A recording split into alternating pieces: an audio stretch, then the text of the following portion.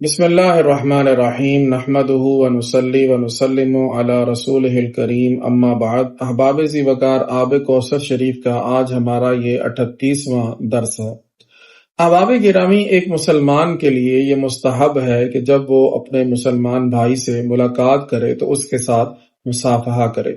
یہ مصافحہ کا عمل سب سے پہلے اہل یمن نے شروع فرمایا۔ حضور نبی رحمت صلی اللہ تعالی علیہ وآلہ وسلم کی ایک حدیث پاک جسے امام ابو داود رحمت اللہ تعالی علیہ نے روایت فرمایا کہ نبی کریم علیہ الصلوۃ والسلام کے پاس جب اہل یمن حاضر ہوئے تو آپ صلی اللہ علیہ وآلہ وسلم نے ارشاد فرمایا کہ تمہارے پاس اہل یمن آئے ہیں اور وہ ہیں کہ جنہوں نے سب سے پہلے مصافحہ کی ابتدا کی۔ علماء یہ بھی فرماتے ہیں کہ جب کوئی مسلمان اپنے مسلمان بھائی سے ملاقات کرے اور اس سے مصافحہ کرے تو اس ملاقات اور مصافحہ کے دوران اس سے محبت کا اظہار کرنا، اسے کوئی نصیحت کرنا، کچھ اچھی باتیں کرنا، یہ بھی باعث برکت ہے۔ اور اس حوالے سے بھی ایک حدیث پاک ہے کہ نبی کریم علیہ الصلوۃ والسلام نے ارشاد فرمایا کہ دو مسلمان جب آپس میں ملاقات کرتے ہیں اور ایک دوسرے کے ساتھ محبت کا اظہار کرتے ہیں اور نصیحت کی کچھ باتیں کرتے ہیں تو اللہ جل مجدہ الکریم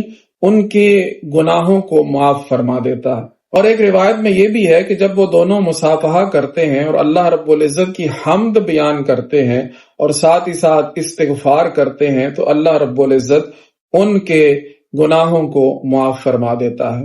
احباب گرامی، ان روایات سے یہ پتہ چلتا ہے کہ جب ہم اپنے کسی مسلمان بھائی سے ملاقات کریں تو اس سے ہمیں اظہار محبت کرنا چاہیے، کوئی اچھی باتیں کرنی چاہیے، کوئی نصیحت کا سلسلہ ہونا چاہیے، اور اس دوران اللہ رب العزت کی حمد اور استغفار بھی کرنا چاہیے، اور صحیح نصیب کے حضور نبی رحمت صلی اللہ تعالی علیہ وآلہ وسلم کی ذات گرامی پر درود پاک پڑھا جائے۔ ملاقات کے وقت درود پاک کی فضیلت کے حوالے سے ایک روایت جسے ہمارے شیخ مکرم حضور فقیہ العصر رحمت اللہ تعالی علیہ نے اس کتاب آب کوثر میں ذکر فرمایا ہے کہ رسول مکرم صلی اللہ تعالی علیہ وآلہ وسلم کا ارشاد ہے کہ جب دو دوست آپس میں ملیں اور مصافحہ کریں اور مجھ پر درود پاک پڑھیں تو جدا ہونے سے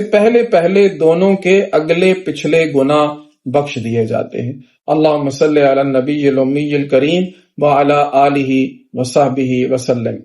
سعادت الدارین کے حوالے سے ایک اور روایت سماعت فرمائیے۔ حضرت سیدنا زید رضی اللہ تعالیٰ عنہ فرماتے ہیں کہ ایک دن حضور اکرم صلی اللہ تعالی علیہ وآلہ وسلم کے ساتھ ہم باہر نکلے۔ جب ہم ایک چوراہے پر کھڑے ہوئے تو ایک اعرابی آیا، اس نے حضور نبی رحمت صلی اللہ علیہ وآلہ وسلم کو سلام عرض کیا۔ آقا کریم صلی اللہ تعالی علیہ وآلہ وسلم نے اس کا جواب دیا، پھر فرمایا کہ اے اعرابی، جب تو آیا تھا تو نے کیا پڑھا تھا؟ کیونکہ میں دیکھ رہا ہوں کہ وہاں فرشتوں نے آسمانوں کے کناروں کو بھرا ہوا ہے۔ تو اس اعرابی نے عرض کیا، حضور میں نے یہ درود پاک پڑھا تھا، اللہم صلی علی محمد حتی لا تبقى صلاۃ، اللہم بارک علی محمد حتی لا تبقى برکۃ، اللہم سلم علی محمد حتی لا یبقى سلام، اللہم ارحم محمد حتی لا تبقى رحمت۔ تو احباب ذی وقار، آپ نے ملاحظہ فرمایا کہ